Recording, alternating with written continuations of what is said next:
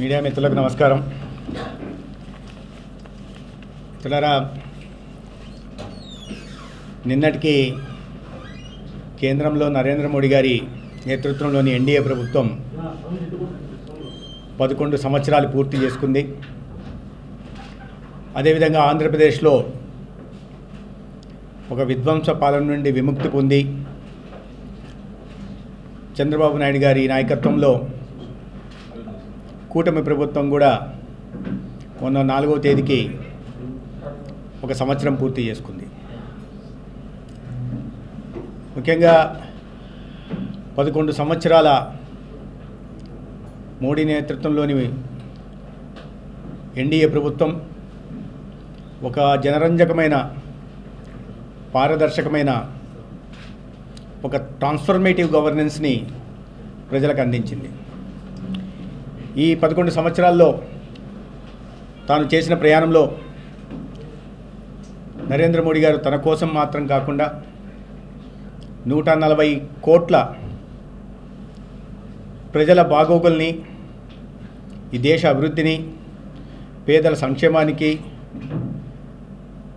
రైతాంగానికి, మహిళా సాధికారతకి, యువతకు ఉద్యోగ ఉపాధి అవకాశాలు కల్పించడానికి పెద్దపీట వేస్తూ తన ప్రభుత్వానికి సంబంధించి కేవలం 4 కులాలు మాత్రమే ఈ దేశంలో ఉన్నాయి. అవి రైతులు, పేదలు, యువకులు, మహిళలు అని ఆ విధంగా వర్గీకరించి సబ్కా సాత్, సబ్కా వికాస్, సబ్కా విశ్వాస్, సబ్కా ప్రయాస్ అందరినీ భాగస్వాములు చేస్తూ ఈ దేశాన్ని అభివృద్ధి పదంలో, ఆర్థిక ప్రగతి సాధించడంలోనూ తన వంతు కృషి చేస్తూ ఉన్నారు. ఈ 11 సంవత్సరాల ఈ పాలన భారతదేశ చరిత్ర పుటల్లో సువర్ణాక్షరాలతో లిఖించబడుతుంది. రాబోయే రోజుల్లో ఒక స్వర్ణ యుగంగా కూడా అభివర్ణించబడుతుంది. ఈ 11 సంవత్సరాల అభివృద్ధికి, సంక్షేమానికి సంబంధించిన కథని ఒక ప్రెస్ కాన్ఫరెన్స్లో కానీ ఒక ప్రసంగంలో చెప్పాలంటే చాలా కష్టం. అంతటి అభివృద్ధి వాళ్ళ దేశంలో జరిగింది. ముఖ్యంగా పాలన అంటే గవర్నెన్స్ని ఒక కొత్త నిర్వచనం చెప్తూ సేవగా మార్చారు. పాలన అంటే ఈ దేశంలో 11 సంవత్సరాలుగా సేవ అనే భావన కలిగేలాగా పరిపాలన కొనసాగుతూ ఉంది.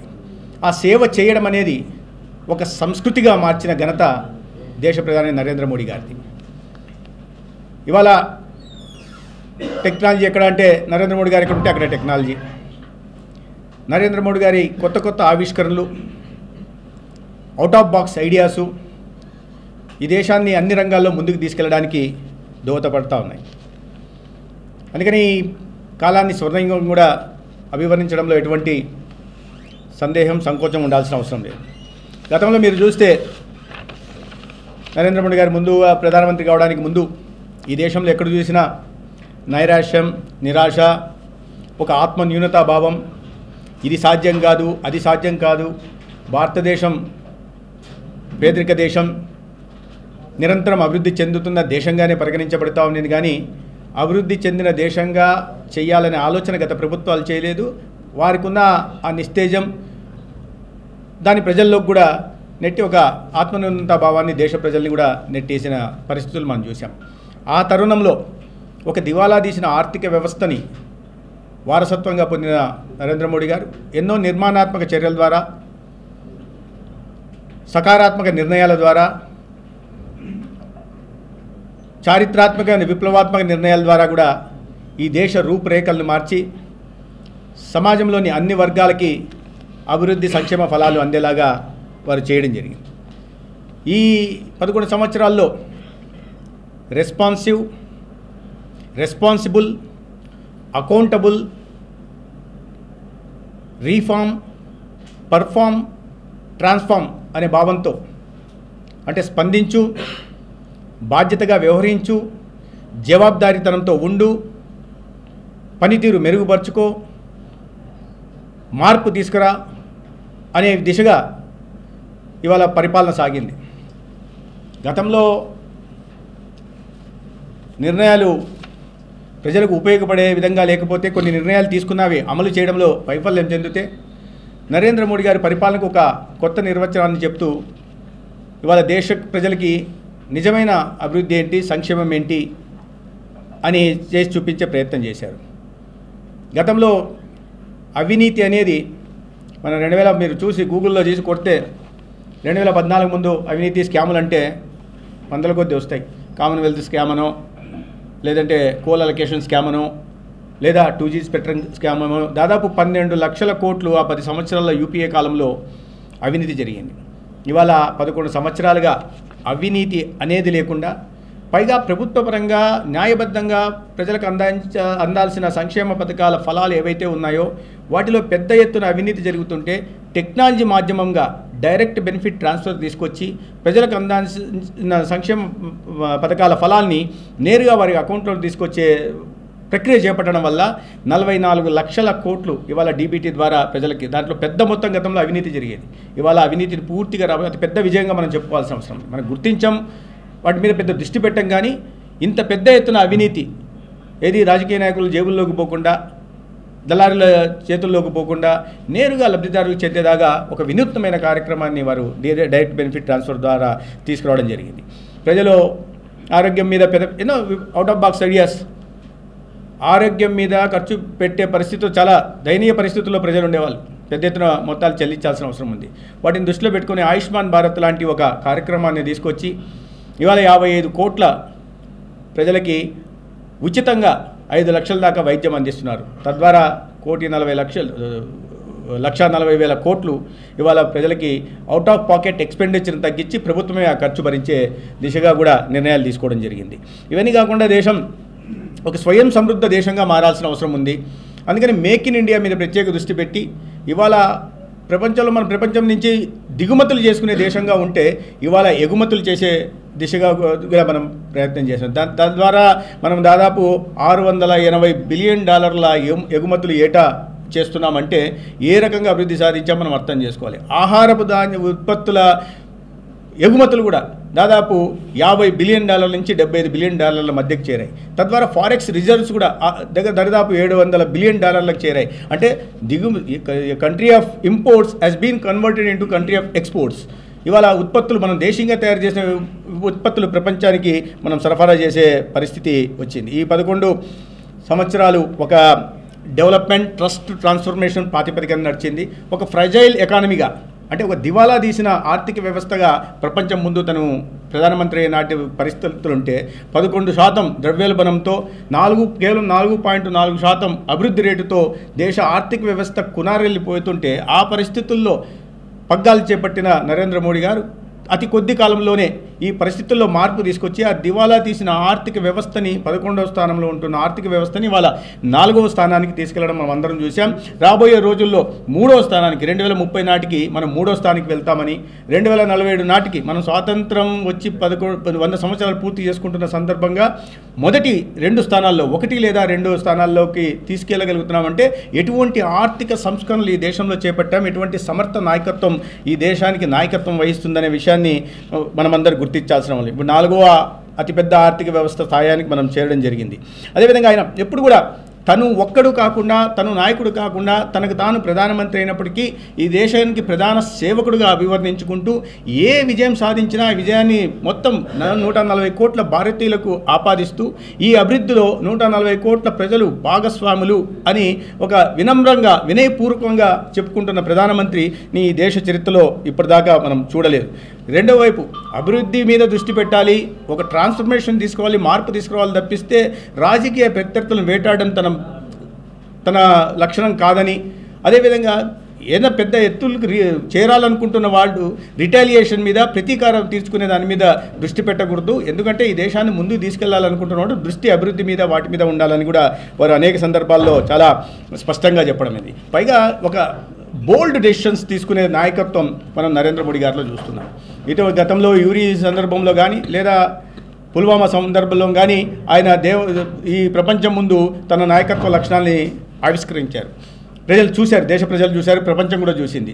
ఇటీవల సింధూర్ విషయంలో కూడా సింధూర్ విషయంలో కూడా మనం 11 సంవత్సరాలు పూర్తి చేసుకుంటున్న సందర్భంలో పాకిస్తాన్ ప్రేరేపిత ఉగ్రవాదులు అమాయక ప్రాణాలను తీసినప్పుడు ఏ రకంగా మన దేశం స్పందించింది, మన దేశ భూభాగంలోకి వెళ్లకుండా అన్ని ఉగ్రవాద శిబిరాలని ధ్వంసం చేయడం కానీ, అదే సమయంలో ఒక్క పౌరుడికి కూడా ఎటువంటి నష్టం కలిగించకుండా ఒక బాధ్యతాయుతమైన దేశంగా ఆ దాడులు నిర్వహించి వారి ముఖ్యమైన స్థావరాలని ధ్వంసం చేసి ఆ దేశానికి ఒక స్పష్టమైన సందేశం ఇవ్వడమే కాకుండా ప్రపంచ దేశాలకు కూడా ఉగ్రవాదాన్ని ఏ రకంగా కూడా ఉపేక్షించమని చెప్తూ, అదేవిధంగా దౌత్యపరంగా కూడా ప్రపంచ దేశాల మద్దతును కూడగొట్టుకుంటూ రక్తం నీరు కలిసి పారమనే సందేశాన్ని చాలా స్పష్టంగా చెప్పారు. ఉగ్రవాద చర్యలు పాకిస్తాన్ ఆపనంత వరకు ఈ దేశం ఎటువంటి పరిస్థితుల్లోనూ ఏ విషయం లేదు, రాజీ పడము, దీంట్లో ఎవరి జోక్యం కూడా సహించమనే విషయాన్ని కూడా ఆయన చాటి చెప్పడం జరిగింది. యావత్తు దేశం ప్రపంచం కూడా ఈ విషయాన్ని చూడడం జరిగింది. అదేవిధంగా అది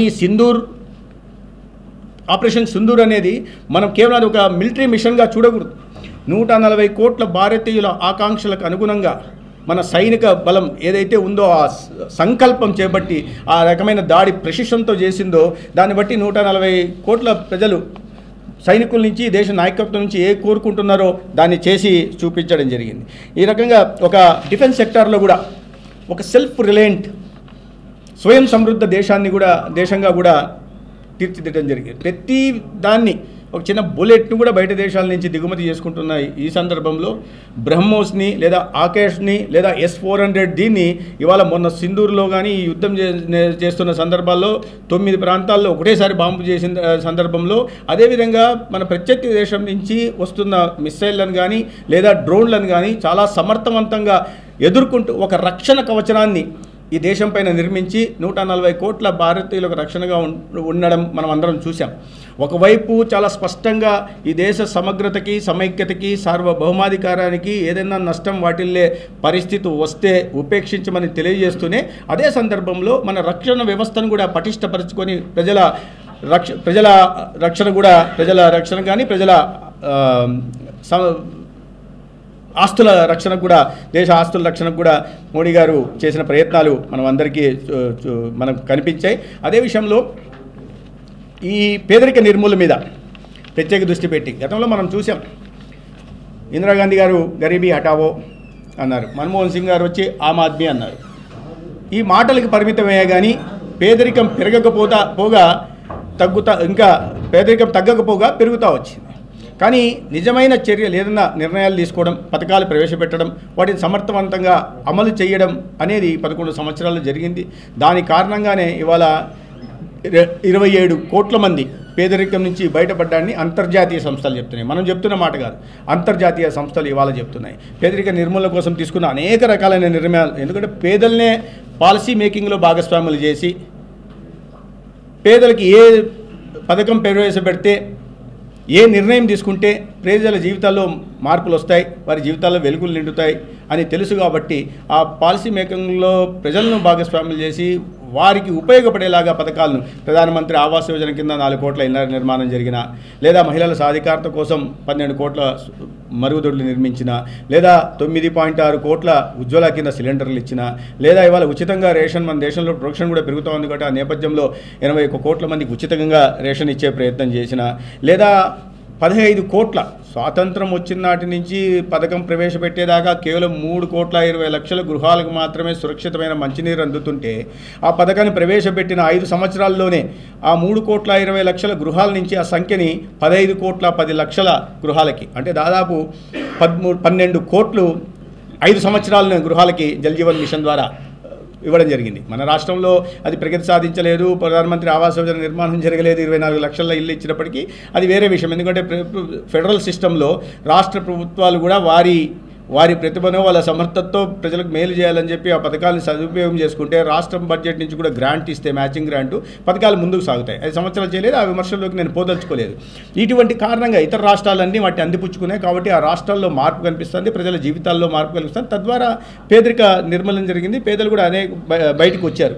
అదేవిధంగా వ్యవసాయ రంగానికి కూడా పెద్ద ఎత్తున ఊతమిస్తూ పెద్ద ఎత్తున సబ్సిడీ కింద యూరియాని, ఫాస్ఫేట్ సరఫరా చేయడం కానీ, లేదా PM కిసాన్ నిధి పథకాన్ని తీసుకురావడం కానీ, లేదా PM కిసాన్ కిసాన్ సించాయి యోజన కింద 96,000 కోట్ల నిధులతో ఇవాళ నీటిపారుదల ప్రయత్నం చేస్తున్నప్పుడు కానీ, లేదా మోర్ క్రాప్ పేరుతో బిందు సేద్యానికి ఊతమి ఇవ్వడం కానీ, లేదా సబ్మిషన్ ఫర్ అగ్రికల్చర్ మెకనైజేషన్ కింద యంత్ర పరికరాలని 50% సబ్సిడీతో ఇవ్వడం కానీ, ఈ రకంగా అనేక రకాలైన కార్యక్రమాలని వారు తీసుకురావడం జరిగింది. ప్రధానంగా యువత మన దేశంలో ఎక్కువ ఉంది కాబట్టి వాటిని దృష్టిలో పెట్టుకొని యువతకు ప్రోత్సాహం కలిగేలాగా ఒకవైపు మౌలిక PM గతిశక్తి కింద 111 లక్షల కోట్ల పెట్టుబడులు పెడుతూ మౌలిక సదుపాయాలపైన కల్పన పెంచడం కారణంగా ఇవాళ యువతకు ఉపాధి అవకాశాలు కలుగుతున్నాయి. ఇవి మాత్రమే కాకుండా PMGEP కింద ప్రధానమంత్రి ఎంప్లాయ్మెంట్ జనరేషన్ ప్రోగ్రాం కింద కానీ, లేదా standup India, startup India, make in India, ఇటువంటి కారణాల వల్ల ఇవాళ ఈ ఉపాధి ఉద్యోగ అవకాశాలు కలిగాయి. కేవలం స్టార్టప్స్ మీద పెట్టిన దృష్టి కారణంగా ఇవాళ 160,000 స్టార్టప్స్ ఏవైతే కొత్తగా వచ్చాయో, కేవలం 300 స్టార్టప్స్ ఉండేవి దానికి ముందు, ఇవాళ అదనంగా 160,000 స్టార్టప్స్. దాని కారణంగా 17,60,000 ఉద్యోగాలు ఇవాళ స్టార్టప్స్లలో యువతకు లభించాయి. అంటే ఒక వినూత్నమైన ఆలోచనలు చేయడం వల్ల, ఒక కొత్త ఆవిష్కరణలను టెక్నాలజీ అనుసంధానించి చేయడం వల్ల ఇవాళ ఇటువంటి మార్పులు వచ్చాయి. అదేవిధంగా ప్రధానంగా అవినీతిని ఒక రూపు మార్పడం, పేదరికాన్ని నిర్మూలించడం, మౌలిక సదుపాయాల కల్పన మీద ప్రత్యేకంగా దృష్టి పెట్టడం, కొత్త ఆవిష్కరణ. ఉదాహరణకు వందే భారత్ రైలు, ఒక రైలు అనుకున్నారు, ఇవాళ చూస్తే 136 రైళ్లు వచ్చేసే వందే భారత్. ఒక సౌకర్యవంతమైన ప్రయాణం ఇవాళ ప్రజలకు లభిస్తూ ఉంది. దాదాపు 55,000 నేషనల్ హైవేల నిర్మాణం జరిగింది. 27 ఎక్స్ప్రెస్ హైవేలు జరుగుతున్నాయి. ఇవాళ ఫార్మాస్యూటికల్ ఇండస్ట్రీస్కి మన దేశం హబ్గా మారింది. దీనికి ప్రొడక్టివ్ లింక్డ్ ఇన్సెంటివ్ ఇవ్వడం వల్ల ఇక్కడ కొత్త మందులు కనిపెట్టడం, ఇవాళ విదేశాలకు మనం ఎగుమతులు చేసే ప్రయత్నం చేస్తున్నాం. అదేవిధంగా గ్రీన్ ఎనర్జీ మీద, పర్యావరణ వైపు కాపాడుతూ గ్రీన్ ఎనర్జీ మీద కూడా పెద్ద దృష్టి పెట్టి వాళ్ళకి ఎప్పుడో 2022 నాటికి 20 గిగావాట్లు గ్రీన్ ఎనర్జీ ఉత్పత్తి చేయాలని గత ప్రభుత్వం, మన్మోహన్ సింగ్ గారి ప్రభుత్వం ఒక లక్ష్యంగా పెట్టుకుంటే, నరేంద్ర మోడీ గారి ప్రభుత్వం ఆ లక్ష్యాన్ని తన అధికారంలోకి వచ్చిన తర్వాత 2018కే 20 గిగావాట్లు ఉత్పత్తి చేసి గ్రీన్ ఎనర్జీని, 2022 నాటికి దాన్ని 150 గిగావాట్లు తీసుకెళ్ళి ఇవాళ 200 గిగావాట్ల గ్రీన్ ఎనర్జీ ఉత్పత్తి అవుతుంది. 2030 నాటికి 500 గిగావాట్ల గ్రీన్ ఎనర్జీని కూడా ఉత్పత్తి చేసే లక్ష్యంగా. అంటే ఇది సాధ్యం. అందుకనే మోడీ హైతో ముమ్కిన్ హై అంటుంటారు. ఒకప్పుడు ఏది సాధ్యం కాదు, ఏది వీలు కాదు, ఇది చెయ్యలేం, అది చేయలేం అనే ఒక నిరాశాజనక వాతావరణం సృష్టించబడుతుంటే ఇవాళ ఏదైనా సాధించగలం. 140 కోట్ల భారతీయుల సంఘటిత బలంతో ఏదైనా సాధ్యమవుతుందనే భావాన్ని ప్రపంచ దేశాలను నడిపారు. అందుకని 200 గిగావాట్ల గ్రీన్ ఎనర్జీ ఉత్పత్తి అనేది కలలో కూడా ఊహించింది. అటువంటి చూసాం. 2030 నాటికి 500 గిగావాట్ల ఉత్పత్తి. దానివల్ల దేశ రూపురేఖలు మారిపోబోతున్నాయి. అదేవిధంగా సెమీ కండక్టర్ మీద కూడా 50% దాకా సబ్సిడీతో వచ్చి సెమీ కండక్టర్ కేవలం ఇప్పుడు తైవాన్కి సెమీ కండక్టర్ లేకుండా ఇవాళ ఏది నడవదు, ఆ ఫ్యాన్ నడవదు, మన ఫోన్ నడవదు, ఏది చేయాలంటే కూడా సెమీ కండక్టర్కి అంత ప్రాధాన్యత ఉంది. వాటిని దృష్టిలో పెట్టుకుని ప్రపంచం దేని మీద ఎక్కువ ఆధారపడిందో వాటిని మన దేశంలో ఉత్పత్తి చేసి, అంటే మేక్ ఇన్ ఇండియా చేసే దేశంలాగా సెమీ కండక్టర్ మీద. దీని కారణంగా లక్షల కోట్ల ఆదాయం రావడం, లేదా పెట్టుబడులు రావడం, తద్వారా ఉద్యోగ ఉపాధి అవకాశాలు కూడా వచ్చే అవకాశం ఉంది. చాలా నిర్ణయాత్మక నిర్ణయాలు తీసుకున్నారు. సో ప్రధానంగా చెప్పాలంటే సమాజాన్ని మార్చివేసే నిర్ణయాలు కొన్ని నరేంద్ర మోడీ గారు తీసుకున్నారు. ఈ మహిళలకి 33% రిజర్వేషన్ కొన్ని దశాబ్దాలుగా పెండింగ్లో ఉంటే ఎవరు ముట్టుకోవడానికి ధైర్యం చేయకపోతే దాన్ని సాకారం చేశారు. ఇవాళ మహిళలు కూడా పురుషులతో పాటు ఇవాళ చట్టసభల్లో 33% రిజర్వేషన్ కారణంగా వారు కూడా ప్రజా సమస్యల మీద స్పందించడానికి, ఈ దేశ అభివృద్ధిలో వారిని కూడా భాగం చేసుకునే దిశగా నిర్ణయం తీసుకున్నారు. అదే బీసీ కులగణన విషయంలో కానీ, లేదా మహిళలకి ముస్లిం మహిళలు ట్రిపుల్ తలాక్ వ్యవస్థను రద్దు చేసే నిర్ణయం కానీ, లేదా ఆర్టికల్ 370ని రద్దు చేయడం ద్వారా కాశ్మీర్ని మన దేశంలో అంతర్భాగం అని చెప్పడమే కాకుండా ఇన్ని దేశాలు ఒక ఇన్ని సంవత్సరాలుగా ఒక రావణ కాష్టంలా కాలుతున్న జమ్మూ కాశ్మీర్లో ఒక శాంతియుత వాతావరణం నెలకొల్పేలాగా చేసి ఇవాళ దాని అద్భుతమైన పర్యాటక రంగంగా అభివృద్ధి చేయడమే కాకుండా ఇవాళ పరిశ్రమలు అక్కడికి కూడా వెళ్ళి రాళ్ళు వేయడము, డబ్బుల కోసం రాళ్ళు వేసే పరిస్థితి నుంచి యువత ఇవాళ కొత్త ఉపాధి అవకాశాల కారణంగా వాళ్ళు ఒక ఆత్మస్థైర్యంతో బతికే పరిస్థితి కూడా అక్కడ ఉంది. అదేవిధంగా నార్త్ ఈస్ట్లో కూడా ఎప్పుడు కూడా ఇన్సర్జెన్సీ ఉంటుంటే దాని మీద దృష్టి పెట్టి నార్త్ ఈస్ట్ని ఇవాళ అభివృద్ధి చెందిన ప్రాంతంగా తయారు చేయడం జరిగింది. ఎందుకంటే నార్త్ ఈస్ట్లో ఎప్పుడు కూడా ఈశాన్య రాష్ట్రాల్లో ఇబ్బంది ఉండేది. మేము చైనాతో వెళ్తామనో, ఆ దేశంతోనో, ఈ దేశంలో, లేకపోతే ఎప్పుడు కూడా ఇన్సర్జెన్సీ ఉండడం, ఇన్ఫిల్ట్రేషన్ ఉండడం. ఇవాళ ఆ పరిస్థితులు పోయి ఒక్క మణిపూర్లో ఒక చిన్న విషయం తప్పిస్తే ఇవాళ ఆ పరిస్థితులు అభివృద్ధి కేంద్రంగా ఇవాళ నార్త్ ఈస్ట్ ఏర్పడింది. సౌత్ ఏషియాలోనే అతి పెద్ద క్యాన్సర్ హాస్పిటల్ ఇవాళ అస్సాంలో నెలకొల్పబడింది. మొన్నటి మనం చూసాం కాశ్మీర్లో చినాబ్ వంతెనని అద్భుతమైన ఇంజనీరింగ్ వ్యవస్థను కూడా ఏర్పాటు చేసి ఇవాళ ఏదో దేశాల్లో మాత్రమే గొప్పగా చూసేవాళ్ళం ఇవాళ మన దేశంలో జరుగుతున్నాయి. అన్ని విషయాలు కూడా ఇప్పుడు ఈ ఆక్వా రంగంలో కూడా మనం ప్రపంచంలోనే నెంబర్ 1 స్థానంలో ఉన్నాం. ఏది ఎగుమతుల్లో, ప్రపంచం ఎగుమతుల్లో 8% భారతదేశం నుంచి జరుగుతూ ఉంది. ఇది కాకుండా ఫార్మర్ ప్రొడ్యూసర్ ఆర్గనైజేషన్ తీసుకురావడం, వారికి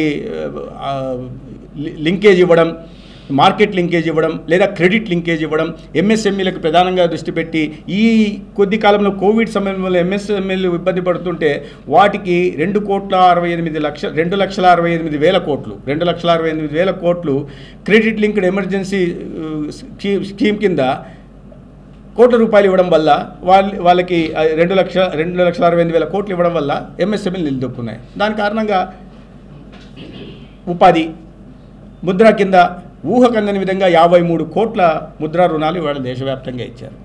దాంట్లో 33 లక్షల కోట్లు ముద్రా రుణాల కింద ఇవ్వడం జరిగింది. అంటే ఈ మార్పు చిన్న విషయాలు చిన్న దీంతో మొదలయ్యి వాటి మార్పు గణనీయంగా కనిపించేలాగా ఒక గుణాత్మకమైన మార్పును తీసుకొచ్చే ప్రయత్నం నరేంద్ర మోడీ గారి 11 సంవత్సరాల్లో చేయడం జరిగింది. అనేక రకాల వక్ఫ్ బిల్లు కానీ, లేదా జీఎస్టీ కానీ, ఇటువంటి అనేక ఆర్టికల్ 370 అప్లికేషన్ కానీ, ఇటువంటి విషయాల్లో వారు తీసుకురావడం, లేదా నోట్ల రద్దు విషయంలో కానీ, ప్రధానంగా విదేశీ దౌత్యపరమైన సంబంధాలు విదేశాలతో నెరపడంలో ఏనాడు భారతదేశానికి ఇంత గౌరవము గుర్తింపు లభించేది కాదు. ఇవాళ ప్రపంచ దేశాలు భారతదేశం అంటే ఒక ప్రత్యేకంగా చూసే పరిస్థితి ఉంది.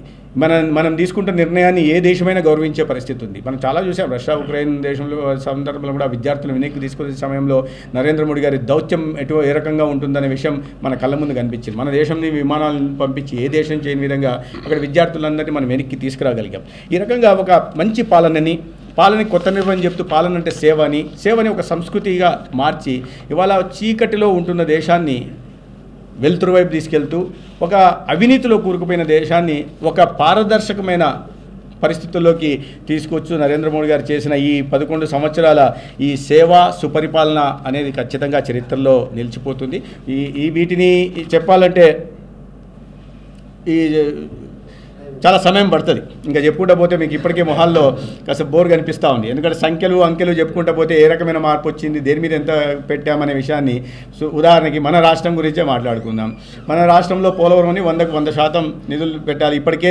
ఇప్పటికే 15,400 కోట్లు ఇవ్వడం జరిగింది. అదనంగా మొన్న 12,300 కోట్లు ఇచ్చారు. వెరసి 28,000 కోట్లు పోలవరం నిర్మాణం జీవనాడి అది పూర్తి చేయాలా నిర్మాణానికి ఇవ్వడం. అమరావతి మీద ప్రత్యేక దృష్టి పెట్టి అమరావతిలో 2,500 కోట్లు మొదట్లో ఇవ్వడం, అమరావతి చుట్టూ అనేక 65,000 కోట్ల వివిధ అభివృద్ధి లేదా కేంద్ర ప్రభుత్వ సంస్థలు తీసుకురావడం. ఇది కాకుండా ఇటీవల 15,000 కోట్లు ఇవ్వడం, తర్వాత 15,000 కోట్లు గ్రాంట్ రూపంలో, అంటే కేంద్రం భరించేలాగా వరల్డ్ బ్యాంక్ నుంచి ఏడీబీ నుంచి వచ్చిన రుణాన్ని కేంద్రం తిరిగి చెల్లించేలాగా గ్రాంట్ రూపంలో రాష్ట్రానికి ఇవ్వడం, 11,000 చిల్లర కోట్లు హడ్కో కింద రుణం ఇవ్వడం. అంటే రాష్ట్రానికి ఒక అద్భుతమైన ఒక కేంద్రం రాజధాని కూడా ఉండాలని చూడడం చేసే విధంగా చేశారు. అమరావతి చుట్టూ కూడా ఇవాళ పారిశ్రామిక వాడలు చూసినా, మీరు కేంద్ర ప్రభుత్వ విద్యా సంస్థలు చూసినా, లేదా నోడ్లు చూసినా, ఇవాళ ఒకే రోజు ఫిబ్రవరి నెలలో నరేంద్ర మోడీ గారు ఈ రాష్ట్రానికి వచ్చి 2,10,000 కోట్లతో గ్రీన్ హైడ్రోజన్ పేరుతో 1,85,000 ఒక ఎన్టీపీసీ నుంచే పెట్టుబడులు పెట్టి 2,10,000 కోట్లు బల్క్ డ్రగ్ పార్క్ కానీ, లేదా రైల్వే జోన్ విషయంలో కానీ పెట్టుబడులు కానీ ఒక రోజులోనే 2,10,000 కోట్లు పెట్టుబడులు అంటే మనం అర్థం చేసుకోవచ్చు. అవి పూర్తయిన తర్వాత ఎటువంటి అభివృద్ధి మన కళ్ళ ముందు కనిపిస్తుంది, ఏ రకంగా మన రాష్ట్రంలోని చదువుకున్న యువతకి అవకాశాలు లభిస్తాయి. అదేవిధంగా మనల్ని సోలార్ హబ్గా కూడా మన రాష్ట్రాన్ని చేయడం జరిగింది. ప్రధానంగా మన రాయలసీమ ప్రాంతంలో సోలార్ హబ్గా చేసి వాళ్ళ రాష్ట్రంలో ఉత్పత్తి అవుతున్న సోలార్ అంతా మన రాయలసీమ ప్రాంతం నుంచి అవుతుంది. మన రాష్ట్రంలో ఈ హైడల్ ప్రాజెక్ట్స్ నుంచి అవుతున్న పంప్డ్ స్టోరేజ్ హైడల్ ప్రాజెక్ట్స్ కూడా ఇక్కడ మన రాయలసీమ ప్రాంతమే కేంద్రంగా ఉంటుంది. రాష్ట్ర ప్రభుత్వం కూడా ఈ అభివృద్ధి వికేంద్రీకరణకు పాల్పడుతూ విశాఖపట్నం అటువైపు ఉత్తరాంధ్ర ప్రాంతాలని అభివృద్ధి చేస్తూ, ఇటువైపు రాయలసీమను కూడా అభివృద్ధి చేస్తూ, రెండో వైపు ఈ ఓర్వకల్లు రోడ్లో కానీ లేదా కొప్పర్తి రోడ్లో కానీ పరిశ్రమలు తీసుకొస్తూ మూడో వైపు రాజధాని అమరావతి ప్రాంతంలో సెంటర్లో ఉంది, భౌగోళికంగా సెంటర్లో ఉంది కాబట్టి అభివృద్ధి చేస్తున్నాం. వీటి అన్నిటికి కూడా కేంద్ర ప్రభుత్వం నుంచి సహకారం అందుతూ ఉంది. రాష్ట్రంలో ముఖ్యమంత్రి గారు కూడా కేంద్రం రాష్ట్రం రెండు ట్యాండంలో ఒకే లైన్లో పనిచేస్తూ ఇవాళ పెద్ద ఎత్తున కేంద్రం నుంచి నిధులు తీసుకొచ్చి తద్వారా రాష్ట్ర దివాలా తీసిన ఆర్థిక వ్యవస్థని మళ్ళీ గాడిలో పెడుతూ ఎన్నికల సమయంలో ఇచ్చిన హామీలను కూడా ఒక్కొక్కటి నెరవేరుస్తూ ఎంత పెద్ద ఆర్థిక వనరుల్లో ఇబ్బంది ఉన్నప్పటికీ లేమున్నప్పటికీ కూడా అది ప్రజలకి అర్థమయ్యేలాగా వివరిస్తూ సంక్షేమ పథకాలను ఎక్కడ ఆపకుండా కొత్త సంక్షేమ పథకాలు కూడా మళ్ళీ ప్రవేశపెడుతూ వాటిని అమలు చేస్తూ అదే సమయంలో అభివృద్ధి కార్యక్రమాలు కూడా చేపట్టడం మనం చూస్తున్నాం. కాబట్టి కేంద్రంలో 11 సంవత్సరాల ఒక అద్భుత పారదర్శక ప్రజారంజక పాలన ఒక్క సంవత్సరంలోనే ఈ ప్రతికూలతల నుంచి కూడా ఈ సవాళ్ళని ఒక అవకాశంగా మలుచుకుంటూ చంద్రబాబు నాయుడు గారు చేస్తున్న పాలన ప్రజల ముందు పెట్టే ప్రయత్నం. ఎందుకంటే ఈ సంవత్సరం పూర్తయిన సందర్భంగా ఇక్కడ 11 సంవత్సరాలు పూర్తయిన సందర్భంగా అక్కడ ఈ రెండింటిని ప్రజల్లోకి తీసుకెళ్లడం కోసం విస్తృతంగా కార్యక్రమాలను కూడా నిర్వహిస్తున్నాం. పార్టీ పరంగా కూడా వీటికి సంబంధించి మేధావుల సదస్సులు నిర్వహించడం కానీ, ఉదాహరణకి విశ్వకర్మ కింద అనేక మందికి లబ్ధి జరుగుతుంది, వారితో సమావేశాలు నిర్వహించడం, ముద్రా లోన లేదా PMGGP కింద లేకపోతే ఈ రకంగా అనేక రకాలైన కార్యక్రమాలు ఉన్నాయి. వాటిని ప్రజల్లోకి తీసుకెళ్లడం కోసం మీరు మాకు ఆశీర్వదించారు, ఈ రకంగా మేము రుణం తీర్చుకుంటున్నాం అనే విషయాన్ని ప్రజలకు చెప్పడం కోసం భారతీయ జనతా పార్టీ కార్యకర్తలు రాబోయే కొన్ని రోజుల పాటు వీటి మీద అనేక కార్యక్రమాలు విస్తృతంగా 11 సంవత్సరాలు జరిగిన అభివృద్ధిని ప్రజల్లోకి తీసుకెళ్లే ప్రయత్నం చేస్తున్నారు.